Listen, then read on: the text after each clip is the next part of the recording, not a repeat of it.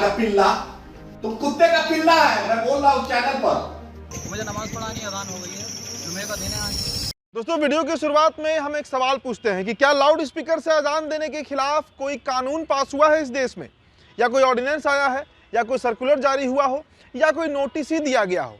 आखिर ऐसा क्या हुआ कि लाउड स्पीकर से अजान देने पर पुलिस आ धमकती है और चटपट मौलवी को उठा लेती है। क्या फिर से संभल का माहौल खराब करना चाहती है पुलिस? ये खबर आपको हम बताएंगे विस्तार से। इसके अलावा AIMIM के एक नेता की एक वीडियो भी दिखाएंगे। प्रवक्ता है दरअसल वो, बहुत तगड़े तरीके से भाजपा प्रवक्ता शहजाद पूनावाला की उन्होंने क्लास लगाई है। जो जैसे को तैसा कहते हैं ना कि शेर को सवा शेर। देखिए, हर भाजपा प्रवक्ता की आदत हो गई है कि वो टीवी डिबेट में आता है, मुसलमानों को मुल्ला मौलवी टाइप की बात करता है, जो मुंह में आता है बोलता है। लेकिन इस बार उसे अच्छा जवाब मिला है, अच्छी जोड़ी शहजाद पूनावाले को मिली है। दोस्तों, फिर ये भी जान लीजिए कि वर्ल्ड बैंक ने मोदी सरकार को लेकर, उनकी नीतियों को लेकर, अर्थव्यवस्था को लेकर क्या कहा है। देश बड़े कर्ज में डूबता जा रहा है। अमेरिका की 1/4 अर्थव्यवस्था के बराबर भी पहुंचने में भारत को 7 दशक से अधिक का समय लगेगा। 75 साल से अधिक का समय इसमें लग सकता है। पूरी रिपोर्ट आपको हम बताएंगे। चलिए शुरुआत करते हैं। सबसे पहले आप सभी का स्वागत है द लाइव टीवी में। मेरा नाम उदित तारन है। द लाइव टीवी, सच सबसे आगे। सबसे पहले संभल की खबर जरा देखिए। वहां मस्जिद में लाउड स्पीकर से अजान देने पर कार्रवाई हुई है। पुलिस ने अनार वाली मस्जिद के इमाम को गिरफ्तार कर लिया है, हिरासत में ले लिया गया है। पहले ये वीडियो आप देख लीजिए। यहाँ क्या हो इस मस्जिद में आप? मैं इमाम हूँ यहाँ। कौन सी मस्जिद है ये? अनार वाली मस्जिद। यहाँ अजान हो रही थी लाउड स्पीकर से, जी जी। इस पर तो रोक लगी हुई है। नहीं, मुझे सर इस चीज़ का मालूम नहीं था। मुझे तो रोक अजान तो दूसरे पढ़ते हैं, मैं तो इमाम हूँ। मुझे नमाज पढ़ानी अजान हो गई है, जुमे का दिन है आज। तो आपको जानकारी नहीं है इसकी? प्रशासन ने मीटिंग की थी, सबको बताया था। मुझे जानकारी नहीं ना, मुझे बताया इसके मस्जिद के सदर वो कौन है मुतल्लिक? वो सफर एडवोकेट साहब जो इस मस्जिद के वही। दोस्तों, तो पहले ही गोली चलाकर 5 लोगों की हत्या का आरोप है और अब पुलिस जिस तरीके से रवैया अपना रही है, देखिए बहुत साधारण सा मामला था। अजान चल रहा था लाउड स्पीकर पर।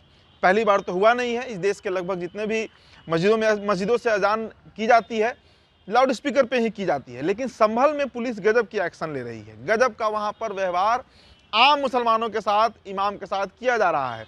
और संभल अभी पूरे देश में इस पर चर्चा हो रही थी।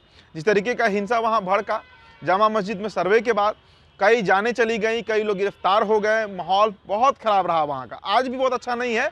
सरकार वहाँ पर अभी भी कई चीज़ों पर प्रतिबंध लगाई हुई है। लेकिन इस बीच जो तस्वीर निकल कर सामने आई है, ये तस्वीर चौंकाने वाली है। क्योंकि कोई इसमें आखिर पूछा जाए कि इमाम साहब जो हैं उनका क्या जुर्म है। वो तो कह रहे हैं भाई कि ये हर दिन का प्रक्रिया है, हर दिन इस तरह होता है, लाउड स्पीकर पर बजता ही बजता है। लेकिन पुलिस उन्हें गिरफ्तार कर ली है, उन्हें हिरासत में ले लिया गया है जैसे वो बहुत बड़े अपराधी हो। चलिए अगली खबर देखते हैं दोस्तों। AIMIM के नेता आदिल हसन आग बबूला हो गए। बीजेपी नेता शहजाद पूनावाला को टीवी डिबेट, लाइव डिबेट थी, उसमें उन्होंने गालियां देने लगे। वो देखिए वीडियो बहुत वायरल है और लोग कह रहे हैं कि जिस भाषा में ये बीजेपी के प्रवक्ता समझते हैं उस भाषा में उनको समझाया जाना चाहिए। और आदिल हसन ने बिल्कुल सही किया है। ये वीडियो देख लीजिए आप। चुप कुत्ता का पिल्ला, कुत्ते का पिल्ला, तुम कुत्ते का पिल्ला है। मैं बोल रहा हूं चैनल पर। ते कुत्ता है शहजाद। चैनल पे बोल रहा हूं, ते कुत्ता है मोदी का। तो दोस्तों, जैसा मैंने बताया कि जैसे को तैसा, शेर को सवा शेर मिला है इस बार। देखिए, हर भाजपा प्रवक्ता की ये आदत है कि वो लाइव टीवी डिबेट में आता है और जो मुसलमान समाज से जो अपना पक्ष रखता है, कोई भी मुस्लिम अगर पहुंच गया तो उसकी जलालत करना तय हो जाती है। मुंह में जो आया बक देना है, मुल्ला मौलवी टाइप, और ना जाने कितनी भद्दी भद्दी बातें, गंदी गंदी बातें उनके बारे में की जाती हैं। तो इस बार आदिल हसन ने भाजपा प्रवक्ता शहजाद पूनावाला की लंका लगा दी, क्लास लगा दिया गया है ये कहकर। और जो गालियां उन्होंने दी हैं, हालांकि वो गाली तो आपको हम नहीं सुना सकते हैं, लेकिन आप उनके तेवर से, बॉडी लैंग्वेज से समझ सकते हैं कि भाजपा प्रवक्ता का क्या हाल हुआ होगा, वो भी नेशनल डिबेट पर, लाइव डिबेट पर।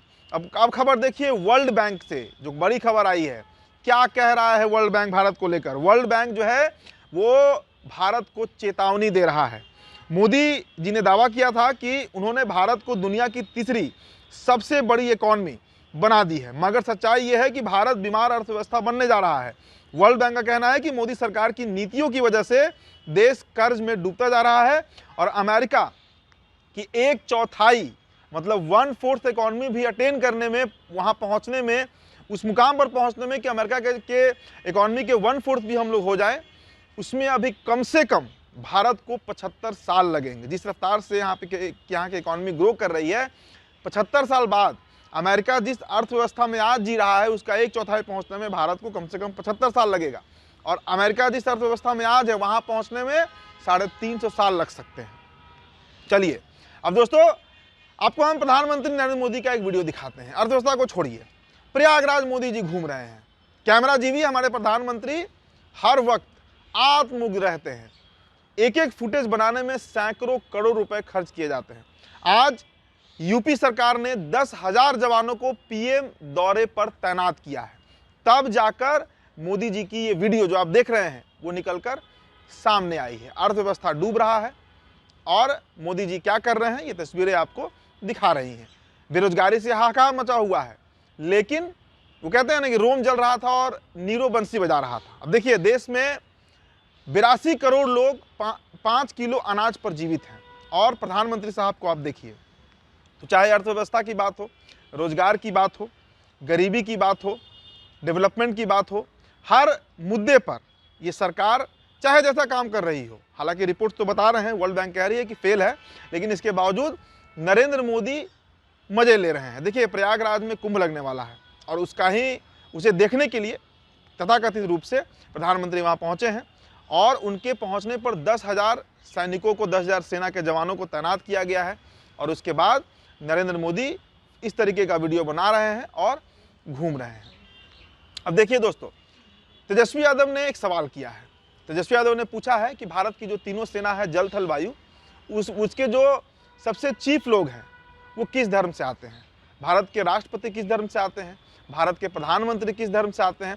तेजस्वी ने बड़ा गजब का सवाल किया है, लेकिन फिर भी हिंदू यहाँ पर खतरे में है।